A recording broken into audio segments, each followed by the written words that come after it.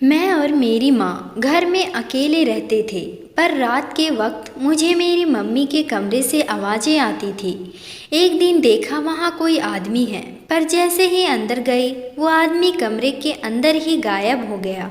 फिर एक दिन मैं कमरे में ही छुप गई। ये देखकर मेरी जान निकल गई कि वो आदमी कोई और नहीं, मेरा नाम उदिशा है। मैं सिर्फ 6 साल की थी जब मेरे पापा इस दुनिया से चले गए। वो काम के सिलसिले में दूसरे शहर गए थे, जहाँ से खबर आई कि वो इस दुनिया में नहीं रहे। वहाँ पर आग लग गई थी, उनकी लाश भी किसी को नहीं मिली। मेरे लिए यह खबर बहुत बुरी थी, क्योंकि मैं उनसे बहुत मोहब्बत करती थी। मेरी माँ बहुत जवान और ख़ूबसूरत थी, लेकिन उन्होंने फिर भी दूसरी शादी से मना कर दिया। ये बात थोड़ी हैरान करने वाली थी, मेरे लिए भी और सारे ख़ानदान वालों के लिए भी, क्योंकि मेरी माँ मेरे पापा से बहुत ज़्यादा झगड़ा करती थी। मेरे पापा का कोई अच्छा बिजनेस नहीं था, उनके पास कुछ नहीं था। मेरी माँ एक अमीर ख़ानदान से आई थी।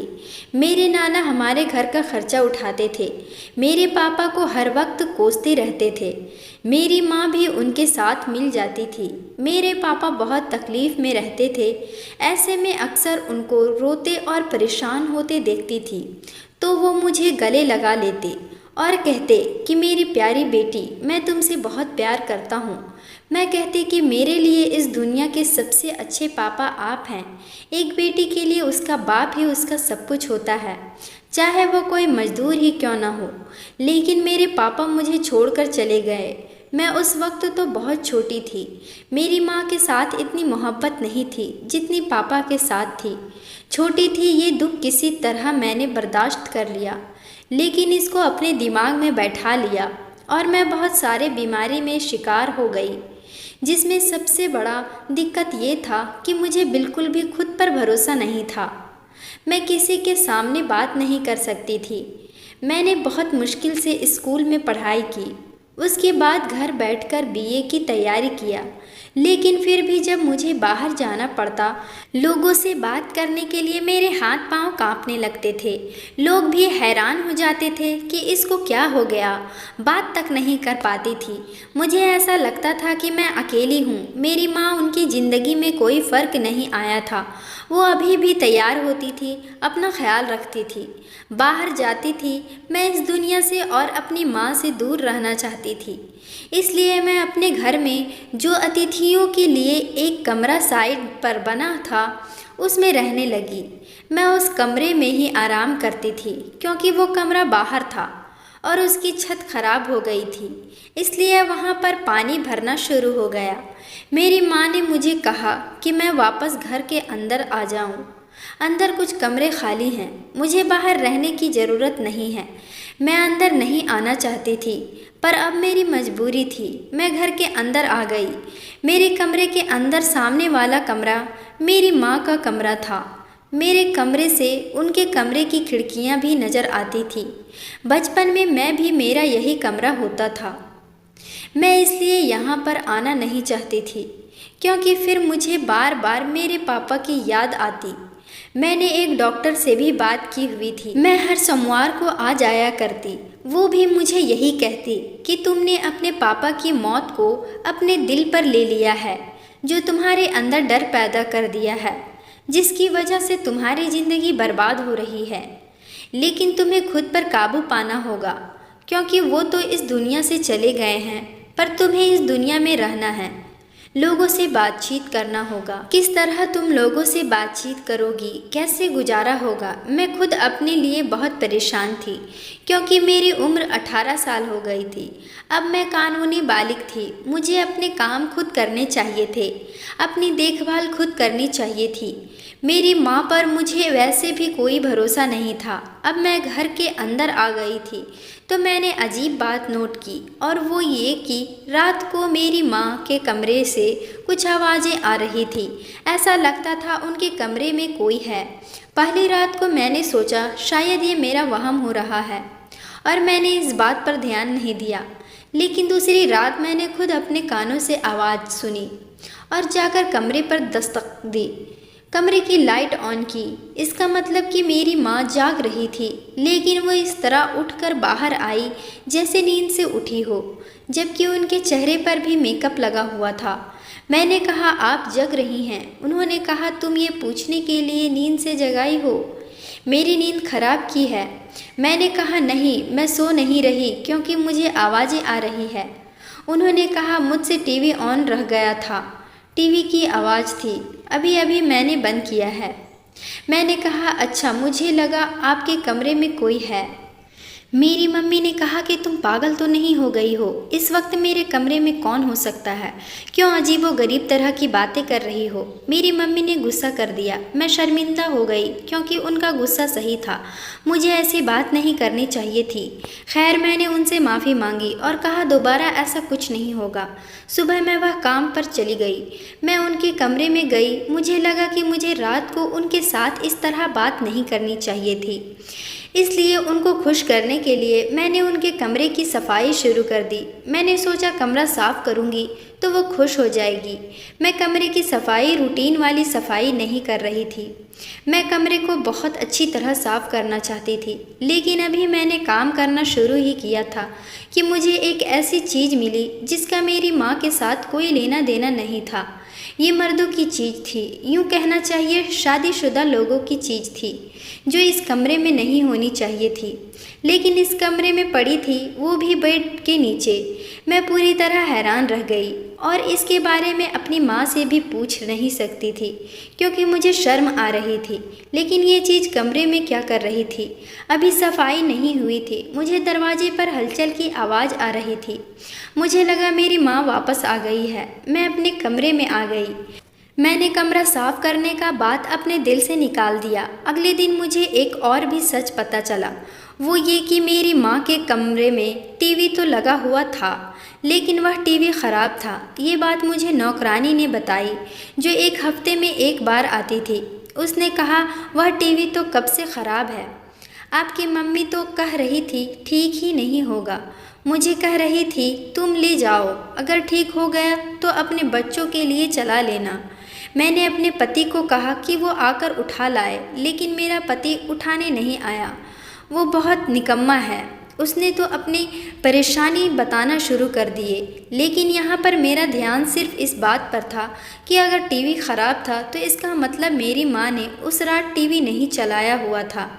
फिर उनके कमरे में किसी मर्द की आवाज़ कैसे आ रही थी? क्या ये सब कुछ झूठा था? मैंने तो अपनी ज़िंदगी के काफ़ी साल अपनी तन्हाई में इस घर के बाहर बने कमरे में गुजार दिए थे। मैं घर के अंदर आई तो मुझे इन सारी बातों के बारे में पता चल रहा था। कमरा काफ़ी छोटा था, जिसमें सिर्फ 2 मेहमानों के रहने की जगह थी। वहाँ बाथरूम भी नहीं था। बाथरूम बहुत पीछे बना हुआ था। सर्दियों में मुझे बिल्कुल बाहर जाना पड़ता था। मेरी माँ ने मुझे कभी ये नहीं कहा, तुम अंदर आ जाओ, इस कमरे में तुम कैसे रहती हो, कमरा ठीक नहीं है, तुम्हें बाथरूम के लिए बाहर जाना होता है, सर्दी लग जाएगी। आखिर मैं उनकी इकलौती बेटी थी। ये तो अब कमरा टूट ही गया था। तब माँ ने मुझे अंदर बुला लिया। ये घर वैसे ही बहुत पुराना था। ये घर मेरे पापा का नहीं था, मेरे नाना का था। यह एक पुरानी हवेली थी जिसके 2 हिस्से हो चुके थे। बगल वाले हिस्से पर किसी ने कब्जा किया हुआ था और केस जीतकर उसको अपने नाम कर लिया था। हमारे पास थोड़ा बहुत हिस्सा था। घर तो शायद 100 साल पुराना था, जबकि अंग्रेज़ों के ज़माने का था। कोई घर को देखता तो वो बहुत हैरान होता, कितना पुराना घर है, हम इसके अंदर से देखना चाहते हैं, वगैरह वगैरह। पर मेरा यहाँ बचपना गुजरा था, इसलिए मुझे इस घर से कोई ख़ास लगाव नहीं था। मेरे नाना इस दुनिया से जा चुके थे, फिर भी हर महीने कुछ पैसे हमारे नाम आ जाते, जिसकी वजह से हमारा खर्चा चल रहा था। हमने नौकरानी रखी हुई थी। एक दिन मेरी माँ ने मुझे कहा कि तुम फालतू बैठी हो, मेरे बालों में कलर ही लगा दो। मैं तो ये सोच रही थी कि उन्हें इस उम्र में किसको इतना सज धज कर दिखाना था। मम्मी को देखकर बिल्कुल नहीं लगता था कि वो इतने सालों से विधवा है। वो अपना इतना ज़्यादा ख्याल रखती, बिल्कुल ऐसे रहती जैसे शादीशुदा रहती है। एक बार दिवाली आई, अपनी माँ को मेहंदी लगाते हुए भी देखा था। अजीब लगता है कि वह अपने हाथों पर मेहंदी लगाए, किसी विधवा का तो दिल ही नहीं करेगा मेहंदी लगाने का। वो ये सोचेगी ही मेहंदी तो हमेशा पति के नाम की होती है, और जब पति ही नहीं तो मेहंदी लगाकर क्या करना है। पर वो तो सारे काम करती थी जो शादीशुदा औरतें करती हैं। अपना बहुत ज़्यादा ख्याल रखती थी। अब बाल सफ़ेद होने लगे थे तो रंग लगा लेती थी, मेहंदी लगाती थी, अच्छे रंगों के कपड़े पहनती थी, हर त्यौहार पर तैयार होती थी, अपने पैरों को साफ रखती, हाथों के नाखूनों पर नेल पॉलिश लगाकर रखती, अपने आप को सजा संवार कर रखती। मैं ज़्यादातर तो अपना ख्याल नहीं रखती थी जितना मेरी माँ अपना ख्याल रखती थी। मैंने सुना मेरी मम्मी और पापा की लव मैरिज थी, तभी तो मेरी अमीर माँ ने गरीब आदमी से शादी की थी, वरना मेरे नाना कभी भी रिश्ता ना होने देते। वो फौज में रह चुके थे, बड़े ही सख्त इंसान थे। एक रात मुझे फिर से मम्मी के कमरे से आवाज़ें आईं। मैंने अपना कान लगाकर सुना। मुझे मर्द की आवाज़ आई, कोई मर्द बोल रहा था। मेरी माँ हंस रही थी, मेरी माँ शर्मा रही थी। ऐसा लगता था वो माँ की तारीफ़ कर रहा है और वह शर्मा रही है। मैं कमरे में नहीं गई, लेकिन मुझे इतना ज़रूर कन्फर्म हो गया था, अंदर कोई मर्द था। कुछ दिन बाद मेरे पापा की बरसी थी। मैं हमेशा अपने पापा की बरसी पर इस तरह उदास हो जाती जैसे आज ही वो इस दुनिया से गए हैं। मैं अपनी माँ को देखने लगी। वो तैयार होकर बाहर आई। मैंने कहा कि आज तो आप सादा कपड़े पहन लेती। कहते हैं अगर विधवा फैशन करे तो उसके पति को तकलीफ़ पहुंचती है। मेरी माँ ने कहा क्या मतलब? मैंने कहा आज पापा की बरसी है। उन्होंने अजीब सी शक्ल बना दी। कहा फिर तुम क्या करने वाली हो? मैंने कहा मैं हर बार की तरह गरीबों की मदद करूँगी। उन्होंने कहा जाओ गरीबों की मदद करो। मैंने कहा कहीं जा रही हो? मेरी एक दोस्त की शादी है। मैंने कहा आपके पति की बरसी है, आप शादी में जा रही हैं? उन्होंने कहा बरसी तो हर साल आती है, मरने वालों के साथ कोई मर नहीं जाता। मेरी दोस्त भी बहुत अच्छी है, उसका एक जवान बेटा है जो शहर में रहता है। मैं उनके साथ तुम्हारी शादी करवाना चाहती हूँ तो मुझे जाना ही पड़ेगा। मैंने कहा जब आपके दोस्त को पता चलेगा कि पति की बरसी वाले दिन तैयार होकर आप किसी रिश्तेदार की शादी में जा रही हैं तो वो आपको अच्छी इंसान नहीं समझेगी। मेरी माँ ने कहा तुम बहुत बदतमीज हो गई हो, खबरदार जो मेरे सामने आइंदा इस तरह की बात निकाली। बदतमीज कहीं की, पता नहीं किस पर चली गई हो, तुम्हारा बाप तो ऐसा नहीं है। मैंने कहा वो पापा थे, उनके लिए थोड़ा सा वक्त निकालना पड़ता है, लेकिन आपको तो कोई परवाह नहीं है। मेरी माँ को इस बात की कोई परवाह नहीं थी। इस बार उसने इस बात का जवाब भी नहीं दिया। वो घर से चली गई। लेकिन उसी रात मैंने कुछ ऐसा देखा कि मेरे कदमों तले से ज़मीन निकल गई। मैं रात को जाग रही थी कि मुझे नींद नहीं आ रही थी। आज वैसे भी नींद आने वाली नहीं थी। आज का दिन मेरी ज़िंदगी का सबसे ख़राब दिन था। मैंने अपनी माँ के कमरे में किसी मर्द का साया देखा, खिड़कियों से नज़र आ रहा था। मुझे पूरा यकीन हो गया कि उनके कमरे के अंदर कोई मर्द मौजूद है। मैं जल्दी जल्दी उठी। एक पल भी गवाए बिना मैं उनके कमरे पर दस्तक देने लगी, जिन्होंने 3-4 मिनट बाद दरवाज़ा खोला। मुझे यकीन था जो अंदर था वह बाहर नहीं निकला था, क्योंकि दरवाजे के आगे मैं खड़ी थी, खिड़कियों के आगे भी मैं खड़ी थी। जो अंदर था वो अंदर का अंदर ही होगा।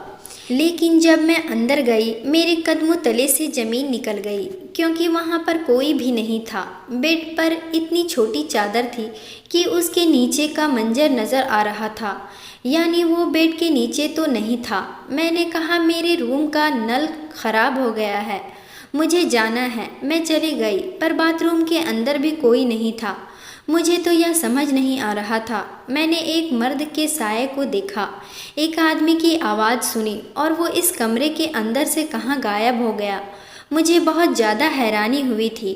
मेरी माँ की शक्ल पर साफ लिखा था कि कोई गड़बड़ ज़रूर है, लेकिन मैंने उनसे ये बात नहीं की, क्योंकि मुझे इस बात का सबूत नहीं मिल रहा था। मैंने बस यूँ झूठ बोल दिया कि मेरे कमरे का बाथरूम ख़राब हो गया है, इसलिए मैं यहाँ आ गई हूँ। उसके बाद मैं वापस अपने कमरे में आ गई। थोड़ी देर बाद मुझे फिर से माँ के कमरे में हल्की हल्की आवाज़ें आने लगी। या तो फिर मेरी माँ पागल हो गई थी, अपने आप से बातें करती थी, या कोई बात तो ज़रूर थी, या फिर उस कमरे के अंदर कोई भूत था जो मुझे देखते ही गायब हो गया था, क्योंकि इंसान इतनी जल्दी गायब नहीं हो सकता। और ना खिड़की से बाहर गया, ना दरवाजे से बाहर गया, फिर कहाँ गया, उसे ज़मीन खा गई या आसमान निगल गया। मेरे तो सर में दर्द शुरू हो गया था। मैं ये बात किसी को बता भी नहीं सकती थी। मैं बहुत ज़्यादा परेशान थी, लेकिन ये सोचकर अभी से ही अफसोस हो रहा था कि मेरी माँ ने इतने साल शादी नहीं की, और इस बात में भी खुश थी कि मेरी माँ पापा से बहुत मोहब्बत करती थी, वफ़ा निभा रही थी, मेरे लिए कोई सौतेला बाप नहीं लाई थी। लेकिन अब तो कोई ज़रूर चक्कर था। मेरी माँ की ज़िंदगी में कोई आदमी आ चुका था और मेरी माँ उसके साथ बहुत ज़्यादा बुरा काम कर रही थी। वरना वो कमरे में क्या करते थे मुझे यकीन नहीं हो रहा था। मुझे पक्का सबूत चाहिए था, क्योंकि मैं अपनी माँ को ये बताना चाहती थी कि मैं बच्ची नहीं हूँ। मुझे सारी बातों के बारे में पता चल चुका है। अगर ऐसा होता तो उसके बाद मैं इस घर में कभी ना रहती और यहाँ से चली जाती, क्योंकि इस तरह मेरे पापा की यादों में तकलीफ़ पहुँच रही थी। मैं बहुत परेशान थी, मैं बहुत उदास भी थी, लेकिन इस परेशानी के साथ साथ मुझे एक प्लान की ज़रूरत थी। मुझे सब कुछ जानने के लिए किसी अच्छे प्लान की ज़रूरत थी। मैं कमरे के अंदर नहीं जा सकती थी, क्योंकि मैं देख चुकी थी कि कमरे के अंदर जाकर भी कुछ हासिल नहीं हुआ था। इसलिए मुझे किसी ऐसे प्लान की ज़रूरत थी जिसमें गलती की गुंजाइश ना हो।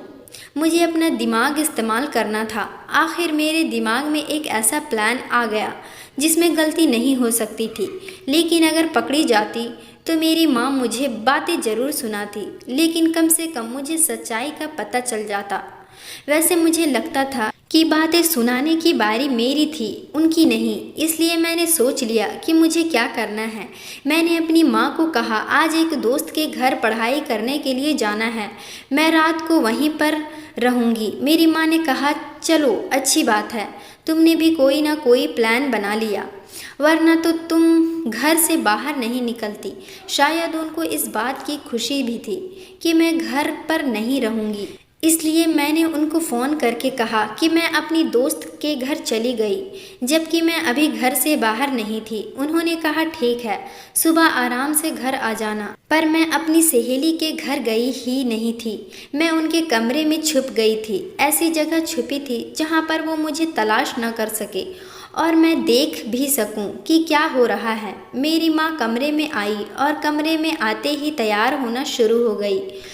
उसके बाद उस कमरे में वो हुआ जो देखकर मेरे कदम तले से ज़मीन निकल गई। मेरी माँ ने ज़मीन से कालीन हटाया, जिसको हम कभी भी ज़मीन से नहीं उठाते थे।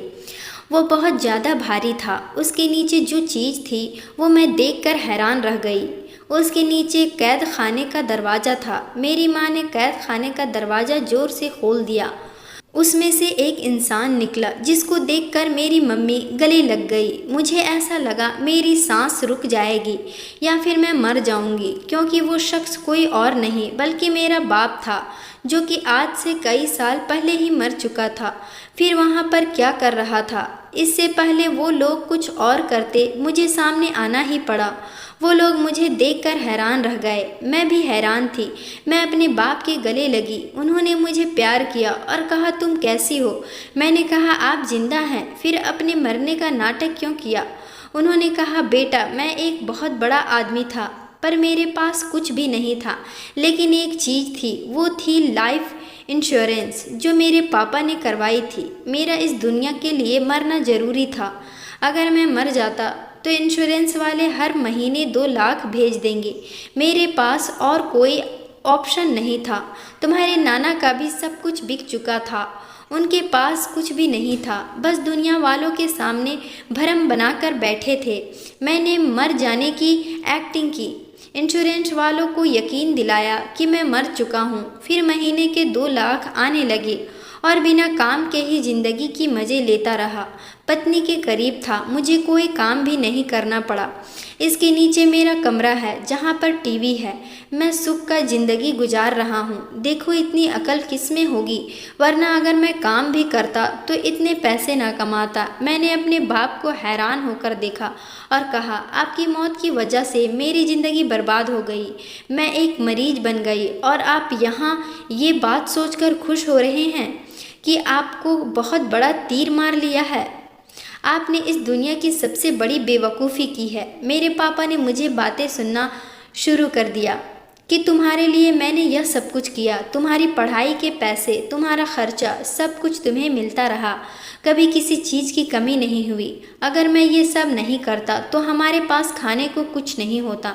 मैंने अपने बाप को हैरान होकर देखा। मैंने कहा, आपने मेरी ज़िंदगी बर्बाद कर दी और आप खुश हैं। अगर मैं आपकी जगह होती तो मैं 3 वक्त की जगह 1 वक्त की रोटी खाना पसंद करती, लेकिन कभी भी खुद को कैद करना पसंद नहीं करती। मुझे अफसोस है आपके लिए। मैंने अपनी ज़िंदगी बर्बाद की, रो रो कर अपना बुरा हाल कर दिया। मुझे ऐसा बिल्कुल नहीं करना चाहिए था। अब मेरा भरोसा वापस आ गया, बीमारी भी ख़त्म हो गई। अब मुझे पता है कि मुझे इस ज़िंदगी में क्या करना है। धन्यवाद।